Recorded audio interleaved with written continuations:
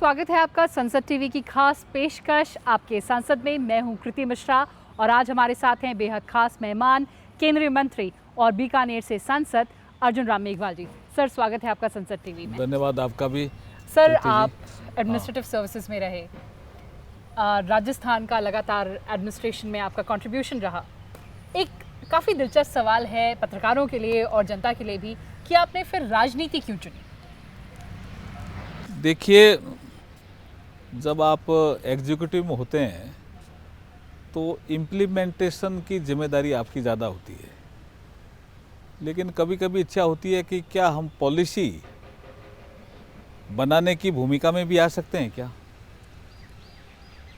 और जब तक आप पॉलिसी बनाने की भूमिका में नहीं आते तब तक आपका कैनवास बड़ा नहीं होता। जो आपके थॉट होते हैं, जो आपके विचार होते हैं, वो अगर पॉलिसी में दर्ज होते हैं तो वो बड़ा कैनवास है। इसलिए बड़ा कैनवास चुनने के लिए हर आदमी ट्राई करता है। मैंने भी प्रयास किया और बीकानेर की जनता के आशीर्वाद से सफलता भी मिली, इसलिए मैं आपके बीच में आज खड़ा हूँ। बिल्कुल सर, ये भी जानना चाहूँगी कि आखिर बीजेपी ही क्यों?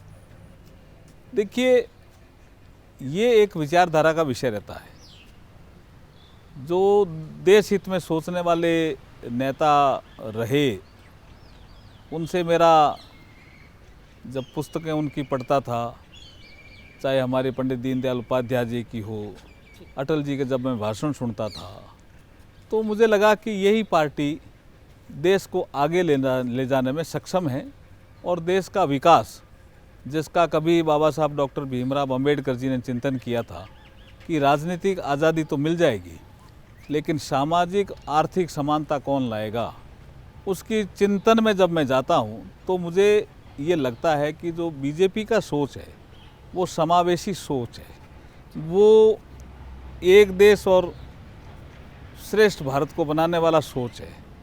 वो जो सामाजिक रूप से पीछे रह गए उनको आगे बढ़ाने वाली सोच वाली पार्टी है। जो आर्थिक रूप से भी पीछे रह गए उनको भी बराबर में लाने वाली पार्टी सोचती है। इसलिए मैं इस पार्टी से जुड़ा। सर, आपने कहा कि मोटिवेशन तो था आपका एग्जीक्यूटिव टू लेजिस्लेचर, लेकिन वो डिसीजन, वो समय क्या था जब आपने कहा कि अब आगे बढ़ना है और राजनीति में जाना है? हर आदमी के लाइफ में टर्निंग पॉइंट आते हैं जी। मेरी लाइफ में भी टर्निंग पॉइंट आते गए जी। और जब कोई ऐसा टर्निंग पॉइंट आया और जब चिंतन हुआ कि आपको बीकानेर से चुनाव लड़ना है लोकसभा का, तो मैंने कोई देरी नहीं की। यद्यपि पार्टी मुझे 96 से ट्राई कर रही थी कि आपको चुनाव लड़ना है, लेकिन मैं ही मना करता आया। लेकिन 2009 में जब मुझे लगा कि अब फैमिली की जिम्मेदारियां भी काफ़ी हद तक पूरी हो गई है और अभी सार्वजनिक जीवन में प्रवेश करने का उचित समय है, तो 2009 में पार्टी ने मुझे बीकानेर से टिकट दिया और उसके बाद से लगातार आपके बीच में हूँ। बिल्कुल सर, लगातार आप लोकसभा में जनता का प्रतिनिधित्व करते आए हैं। सर, इससे पहले मैं कि आपके मंत्रालय के बारे में सवाल करूं, आपकी क्या प्राथमिकता रही है एज अ मेंबर पार्लियामेंट? आपने कौन कौन से ऐसे ज्वलंत मुद्दे हैं जनता के जो आपने लोकसभा में, जो जनता की सबसे बड़ी पंचायत है, उसमें उठाए? देखिए, 2009 और 14 के बीच में तो मुद्दे ही उठाते रहे हैं हम। जी। हमारा काम ही यही था और हम बहुत एक्टिव सांसदों में, अगर आप डेटा देखेंगे जी, तो हमारा वो एक्टिव सांसदों में गिनती, क्योंकि अपोजिशन की भूमिका में कोई मुद्दा ऐसा नहीं था जो हमने लोकसभा में नहीं उठाया। हमारे क्षेत्र का भी, प्रदेश का भी और देश का भी हर मुद्दे हमने उठाए हैं। लेकिन मेरी रुचि जो हमारा रेगिस्तान, जो हमारा एरिया है, उसमें कोई नए विकास के काम हो जाए, पानी की हमारी समस्या है उसका कोई समाधान हो जाए, जी। लोगों के जीवन से जुड़े हुए मुद्दे, वो मैंने ज़्यादा उठाए।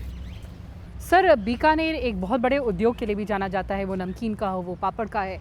उसमें भी मैंने लगातार देखा है कि आपने वहाँ की जनता की आवाज़, जो बिज़नेस कम्युनिटी है, उसकी आवाज़ उठाई है। उसको आप बिजनेस कम्युनिटी कह दीजिए, हमारा वो सेल्फ हेल्प ग्रुप से लगी हुई महिलाओं का एक आर्टिजन उद्योग है। कोई बड़ी बनाती है, कोई पापड़ बनाती है, कोई भुजिया बनाती है। ऐसी जो महिलाएं अपने रोज़गार में लगी हुई है, उसकी छोटी छोटी समस्याएं होती है।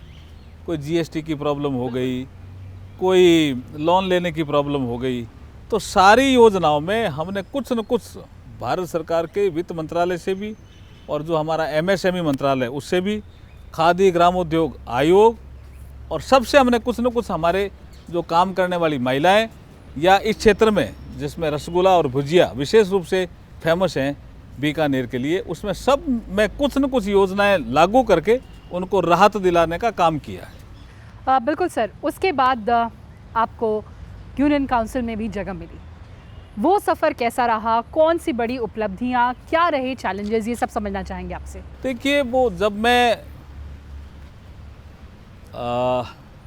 मंत्रिपरिषद में आता हूँ और उसी पीरियड में आपने देखा होगा कि एक डीमोनेटाइजेशन का विषय भी उस पीरियड में आया, जीएसटी का विषय भी उस पीरियड में आया। ये दो ऐसे महत्वपूर्ण निर्णय थे जो भारतीय अर्थव्यवस्था के सुधार के विषय थे और इन दोनों को हमने वित्त मंत्रालय में राज्य मंत्री होने के नाते नज़दीक से देखा। बिल्कुल। कॉर्पोरेट अफेयर्स मंत्रालय भी मैं उस समय संभाल रहा था। तो कंपनी एक्ट में जो सुधार किए गए थे नरेंद्र मोदी जी के द्वारा ईज ऑफ डूइंग बिजनेस के लिए, उनको भी मैंने नज़दीक से देखा और इम्प्लीमेंट भी किया। जी सर, उसके बाद की अगर हम जर्नी की बात करें, उसके बाद के मंत्रालय, फ़िलहाल आप पार्लियामेंट्री अफेयर्स बहुत करीबी से आप देख रहे हैं, क्या चैलेंजेस, क्योंकि हमने देखा है कि पार्लियामेंट में लगातार डिस्ट्रप्शंस भी गए हैं। देखिए, 9 से 14 मैं विपक्ष में लगातार अच्छी भूमिका में था जी।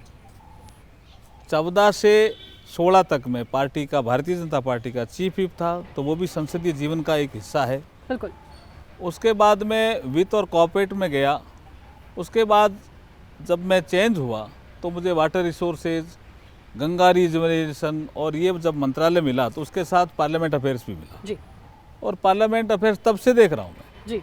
19 में भी जब मैं वापस आया तो मुझे पहले हैवी इंडस्ट्री के साथ पार्लियामेंट अफेयर्स, अब कल्चर के साथ पार्लियामेंट अफेयर्स, तो पार्लियामेंट अफेयर्स में लगातार देख रहा हूँ। और 14 से जब मैं चीफ व्हिप था पार्टी का, वो भी पार्लियामेंट अफेयर्स का ही एक हिस्सा है।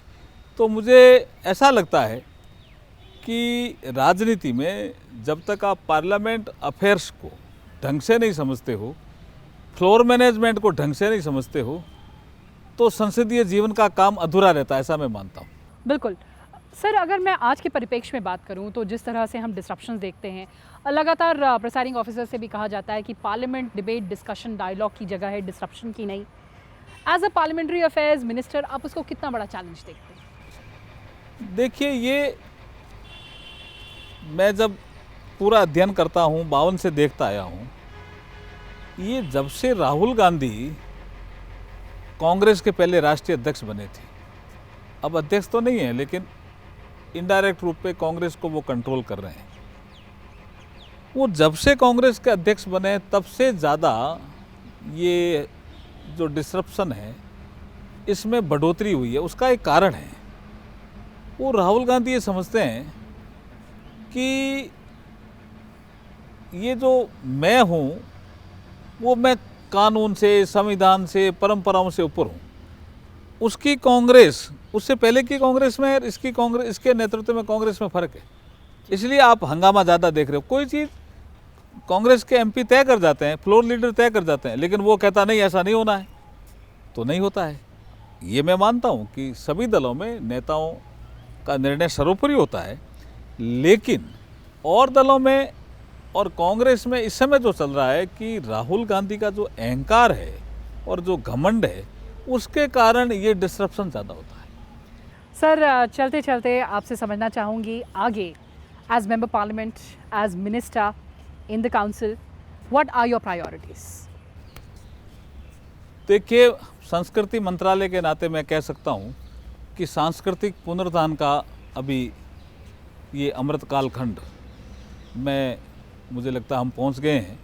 आज़ादी का अमृत महोत्सव हमने मनाया और अमृतकाल कालखंड का पहला साल जब हम देखते हैं लगातार अयोध्या में श्री राम मंदिर का निर्माण हो रहा है, काशी भव्य बन गई है, उज्जैन में कॉरिडोर बन गया है, केदारनाथ जी ठीक हो गए हैं, सोमनाथ मंदिर का भी पुनरुद्धार हो गया है। दूसरे संस्कृति मंत्रालय के द्वारा जगह जगह जो सांस्कृतिक पुनरुत्थान के काम हो रहे हैं, चाहे वो संगीत नाटक अकादमी के माध्यम से हों, चाहे वो ललित कला अकादमी के माध्यम से हों, चाहे वो साहित्य अकादमी के माध्यम से हों, चाहे हमारे ASI के मोनूमेंट्स हैं। अब G20 के जो सम्मेलन हो रहे हैं, हर सम्मेलन में हम ASI के मोनूमेंट्स में G20 के लोग जो आते हैं, हमारे प्रतिनिधि वो जाते हैं, तो भारत की विरासत को भी देखते हैं और भारत के विकास को भी देखते हैं। विरासत और विकास ये दोनों तरक्की करें, एक साथ चलें, ये हमारी प्रायोरिटी है। बिल्कुल सर, बड़ा टेक अवे हमारे लिए कि विरासत और विकास दोनों एक साथ चले।